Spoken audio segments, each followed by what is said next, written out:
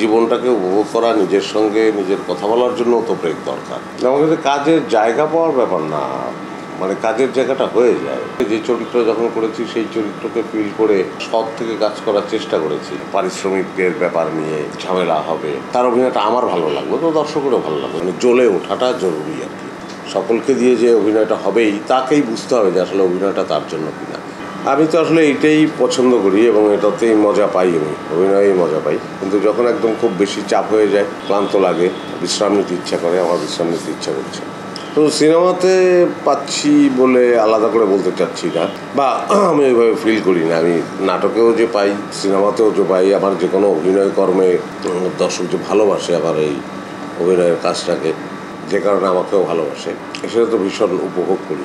না, বিশেষ প্ল্যান কখনোই থাকে না, এবার নাই। হ্যাঁ, সারপ্রাইজ অনেকবারই পেয়েছি, সেটা স্বাভাবিক। জানি না, দেখি, চেষ্টা করছি। সকলের জন্যই ব্রেক নেওয়া জরুরি, শুধু শিল্পীর জন্য না। ব্রেকটা তো জরুরি।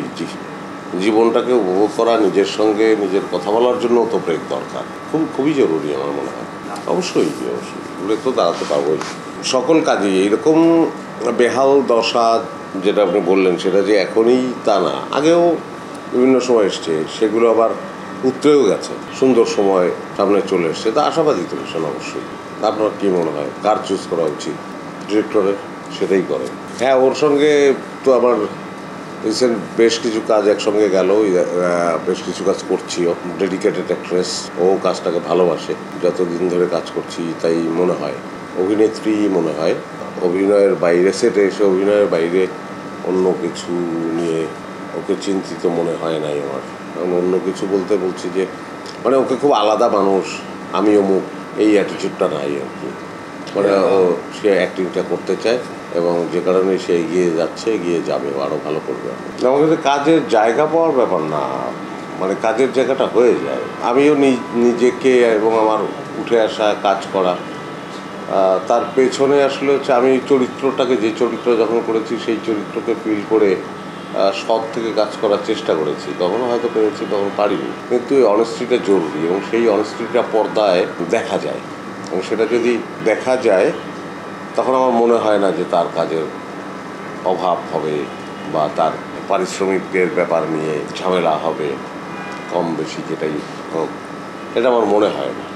যেমন এখানে বসে আছে যে রনি, একজন অ্যাক্ট্রেস, তার বাড়ি হচ্ছে গাজীপুর।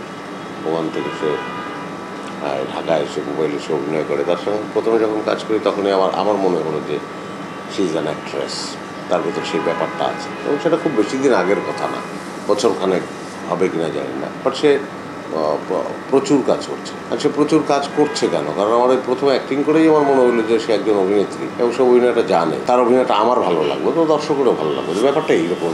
আপনি যেমন নির্দিষ্ট করে বললেন, আমি আসলে এভাবে নির্দিষ্ট করে বলতে চাই না, আমি যে কোনো অভিনেতার ক্ষেত্রেই বলতে চাই। সেটা আমাদের পরে, আগে বা মধ্যে, আমাদের আগেও অনেকে ছিলেন যাদেরকে অনেকে দর্শক চিনত না, বা আমাদের সময়েও অনেকে ছিলেন দর্শকের কাছে পৌঁছাতে পারেনি, পরেও আছে অনেকে পৌঁছাতে পারেনি। এর ব্যাপার ওই একটাই, একটু আগে, মানে জ্বলে ওঠাটা জরুরি আর কি। তো একজন অ্যাক্টর যদি তার ভেতরে সেই ম্যাজিকটা থাকে এবং সে যদি আসলে অনেস্টলি অ্যাক্টিং করে, তার ডেডিকেশন এখানে থাকে, চরিত্রের প্রতি তার দৃষ্টিটা থাকে, তাহলে হবে। তারপরেও অনেক কিছু তো অনেককে দিয়ে হয় না। সকলকে দিয়ে যে অভিনয়টা হবেই তাকেই বুঝতে হবে যে আসলে অভিনয়টা তার জন্য কিনা, সেটা ভালোবাসে কি না, গভীরভাবে বুঝতে হবে। না, মঞ্চের নির্দেশনার কথা আমি চিন্তাও করি না, ভাবিই না কখনো। এবং ওই গুণটা আমার, আমি জানি না, আমার মনে হয় নাই।